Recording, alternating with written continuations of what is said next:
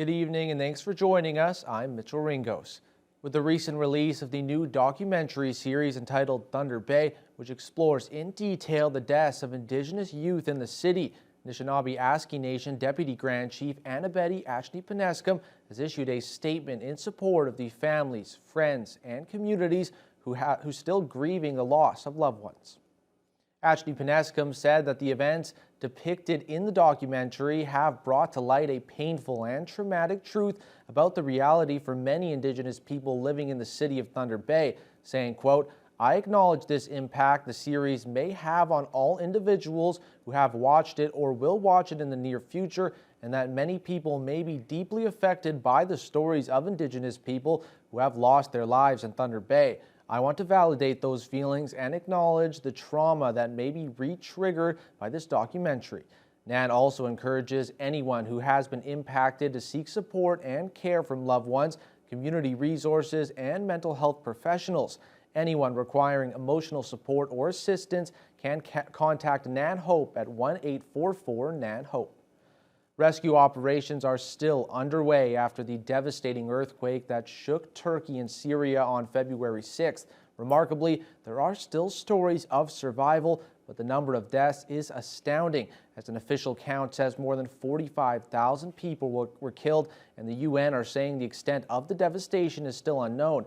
Genevieve Bozeman reports. 296 hours after the quake reduced this building to rubble, signs of life.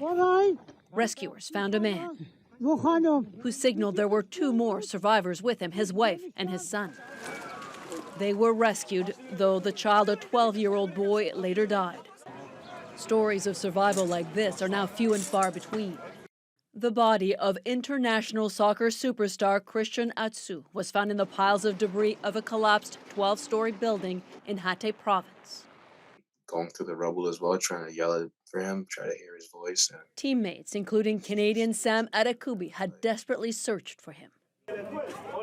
Atsu was from Ghana and had also been on the roster for English Premier League teams. He was on the field for a professional Turkish team this season and admired for his good deeds off the field. Thousands of people in both Turkey and Syria now live in tents. It's not easy to live in a place with 5,000 people after living in a home with 5 people, she says, but we'll manage. And now homeless, she thanked all those donating blankets, food, even toys for children. Their lives shattered. They're now trying to heal from the enormous trauma they've experienced. Prime Minister Justin Trudeau spoke to Turkey's president today, saying more humanitarian assistance from Canada is on the way and that the armed forces stand at the ready if needed. Genevieve Beauchemin, CTV News, Montreal. A local retired general practitioner is asking to make March 2023 Multiple Myeloma Awareness Month with the goal to raise awareness for multiple myeloma, a little-known and incurable form of bone marrow cancer. Gordon Milne is one of many in the country requesting to make March Myeloma Awareness Month. He was diagnosed with the disease 11 years ago and says it's important that more Canadians know about it. Milne says the more people that are educated, the easier the symptoms can be detected, which can result in the cancer getting treated earlier and those living with the disease to live longer and better lives. In 2022, a record number of 9 Canadian provinces and territories recognized March as Multiple Myeloma Awareness Month. This year, Milne says they are aiming to achieve nationwide recognition. I think it'll bring more attention to the disease, hopefully make more people aware of the different things that are going on in relation to the disease. For example, the annual walk for myeloma, which does raise a lot of funds to try and help more studies to be performed. More information about multiple myeloma can be found online at myeloma.ca. There were no roses or cinnamon hearts at the Dryden Friendship Center this Valentine's Day. The color red took on a very different meaning as the organization held its annual MMI WG2S Memorial March. Lee Noonan was there. About 175 community members, students, and Friendship Center staffers took to the streets of Dryden to remember mothers, sisters, daughters, and friends lost or murdered, both here and in Indigenous communities across the country. This type of support, this type of engagement and awareness about the issue, I think is vitally important, especially to this region. I don't know too many families who haven't been affected by missing and murdered Indigenous women, including my own. Executive Director Cheryl Edwards says she's walking for her late aunt and for a close friend who was murdered. Tiffany Thompson, the lead organizer for the march, says Edwards is far from the only one for whom the event hits close to home. There are so many individuals that are affected by this. I'm sure there's many people here that have family and friends that have been affected by this. I know there are numerous individuals in the Friendship Center also that are affected by this. Even if someone doesn't identify someone immediately, there's definitely the effect through the community. Roughly 80 high school students left class to join in the walk. Thompson says it's very important to include the next generation in events like these. So when we have these youth attending, they become aware of these issues, and it's important to be aware of these issues in order to end the violence and hate. Edwards explains that while the red dress represents women and girls who should still be here, the red handprint symbolizes the silencing of the issue. For so many years, many of our women were silenced, and there was not a voice put to the amount of women that were missing or murdered. I think in general there is more awareness, there's more understanding, there's more cultural understanding, and there's more relationship building that's happened specifically in Dryden. Organizers here at the Friendship Center say they're really happy with the turnout at this year's walk and with the increase in support they've been seeing year after year from the Dryden community and from leadership here in the city. Lee Noonan, TBT News. The annual Coldest Night of the Year walk is set to return next weekend to raise money for Grace Place. There will be several group walks next Saturday afternoon, with the first group starting at 2 o'clock outside Summit Church. Participants get to choose between a 2 or 5 kilometer route. Those who pick the longer walk will be able to stop at the Grace Place headquarters on Simpson Street for food and warm drinks before heading back to Summit Church for a chilly meal to go.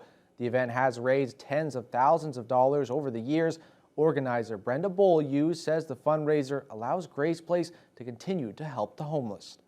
It's our one major fundraiser of the year, and we use the proceeds of that walk to pay for the lights, keep the building heated, and keep our doors open. Grace Place is a great ministry. We hope you'll come out and support this most worthy project. Anyone interested in taking part or to make a donation can do so at cnoy.org and select Thunder Bay as the location. The weather was perfect for families who visited the Fort William Historical Park today for the first day of their Voyager Winter Carnival. The 3-day event is full of activities for everyone to enjoy this long weekend. Jessica Clement reports.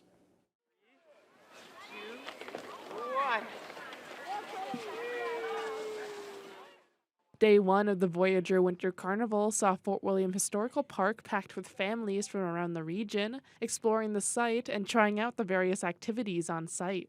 There was something for everyone as the event featured both indoor and outdoor activities, including a butter churning demonstration, sledding and tubing hills, musket firing, and horse carriage rides. We asked a couple of kids what they were looking forward to the most from the event. I'm really looking forward to doing the snow maze later today because I once went in a corn maze at a different place and it was super fun. So I'm looking forward to going in a maze again. I was looking forward to the most was the ice maze, the ice and snow maze. It was really fun because there were so many dead ends that I couldn't find my way out but I found my way out and then I did it again. The maze was a clear fan favorite among all the carnival goers. However, General Manager Patrick Morash says the warm temperatures earlier this month give the attraction some challenges. The subtropical weather we experienced last weekend gave our snow infrastructure a bit of a hit, and then the rain didn't help either. But everything solidified, and we had a bit of a dusting of fresh snow, so things have brightened up a little bit, whitened up a little bit, but all of our activities are good to go. Last year's event was limited to just one day, on Family Day, due to COVID restrictions. And Morash says they're excited to finally have the three-day event back. I feel about as good as the weather today. It's so nice to see and hear the yelling and screaming of kids. It's clear that this is a follow-up to our big New Year's Eve event where we had lots of people out. People just seem to be really, really excited to get out and enjoy all the wonderful things that we have around here. If you missed the event Saturday, don't worry. The carnival will run through the long weekend from 11 to 5 p.m. daily. Tickets are available at the Visitor Center every day. Jessica Clement, TVT News. We're now joined by sports anchor Kurt Black. We're talking about local basketball. We have some later tonight, but last night was a pretty special night for the Thunderwolves. Yeah, for many reasons, but specifically for Tiffany Reynolds, Yes. who put her name amongst some of the Lakehead Thunderwolves' all-time greats. We'll have that story and much more right after the break.